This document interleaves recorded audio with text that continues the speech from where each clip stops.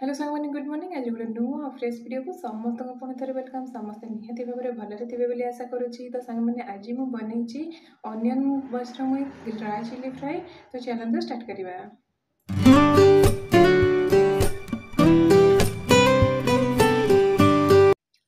तो सांग प्रथमे आम मशरूम री डिश बनवाई आम सब गुड़ाक जिनस को काटिकी प्रथमे प्रिपेयर करदे। मु पियाज आउ मशरूम को काटी देछि। मशरूम जहाँ वेस्ट पार्ट थिला सब गुड़ाक बाहर कर देछि।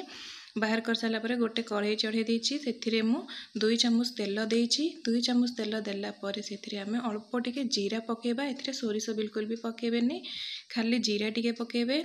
जीराटा टिके किंतु अधिक क्वांटिटी पकेबे जदि तार टेस्टटा बहुत ही भल आसे। तापर आम से पियाज पकईदेवा। पियाजटा जिते पर्यटन आमर भाजी हो बिल्कुल भी उल्टेबेनी, नहले पियाजटा पूरा बिड़ीगिरी पूरा कतकता हो बिल्कुल भी घांटबेनी। जब पर्यटन आमर पियाजटा फ्राए हो स्लो जाल में बसई देछि। आम आमर छतुटा को भलसे धोइबा। लुण टिके हलदी टिके पकई देछि मु पानी रे। तापर छतुटा को भल से धोईकरी सांगे सांगे मु चिपुड़ी बाहर कर दूची, नहले छतु पूरा पूरी पानी जाक सोक करदब। आ भाजला टाइम रे बहुत सारा पानी बाहर। तो देखो मु सांगे सांगे धोची आ बाहर भी कर दूची। बाहर कर सारा पर आम छतुटा को पियाज रे पकेबा। तो सांग मैंने आपण मैंने कौठु देखुचंदी निहाती भाव में कहिबे। आ भल लागिले कमेंट गोटे निश्चित भाव में करिबा। तो देखो सांग मैंने मोर सब गुड़ाक मशरूम मु भाजी भल से धोईकरी बाहर कर देछि।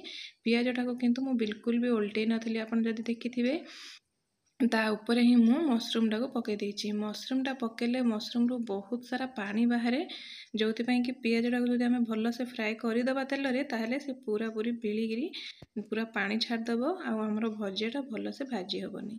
तो देखो सांग मैंने मु एथिरे लुण दौनी, खाली हलदी टिके पकईकरी या भाजवा। लुण पकेले जी छतुरु पानी बाहर तार डबल पानी बाहर आ सुखा बहुत ही टाइम नहीं। से मुझे लुण पकेनी, शेष में लुण पकेबा। तो हलदी गुंड अल्प टिके दे देछि मु मोर घर बना हलदी गुंड, से मुझे अधिका पकेले मोर स्मेल करुच्ची। किंतु आपण मैंने टिके अधिका हलदी गुंड पकेबे, नहले कलरटा भल आसबनी। तो देखो मोर भजाटा को मुझे भल से घाटी देछि। घाटिकी बसेबा। छतु तो जिते आप जाग्रत रांधिले भी से पानी टिके ना टिके बाहर ही बाहर। तो से पानीटा सुखिला पर्यंत आम जगिबा।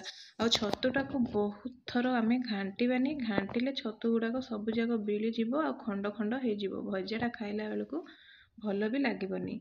तो देखो भल से मु भजाटा को भाजवा चेष्टा करछि, किंतु घांटुची बहुत ही कम। तो पानी गुड़ाक बाहर जाइए। एथर आमर पानी सुखिला पर्यंत आम वेट करवा। देखो मोर पानी ऑलमोस्ट सुखी आसलानी। ए स्टेज रे आम सुखिला लंका टिके पकेबा। एथिरे कंचा लंका बिल्कुल भी पकेबेनी, कि लंका गुंडर भी यूज एथिरे हबनी। आम ओनली सुखिला लंका टिके छिंडिकी पकेबा। मो मर्च राग थिला सेति मु 2टी लंकार यूज करछि, किंतु आपण माने आपणकर टेस्ट अनुसार लंकार क्वांटिटी नेबे। आउ लुण टिके पकेदेबा। देखो पानी बाहरी आमर पानी बाहरी थिला, सुखी भी जाइथिला। आम लुण पकेला पुणी थरे पानी बाहरला। से प्रथम पानी पकेले सीझे पूरा छतुटा बेली भी जीव आ पूरा पानी पानी हो। देखो पानी मोर पूरा पूरी सुखी आसलानी।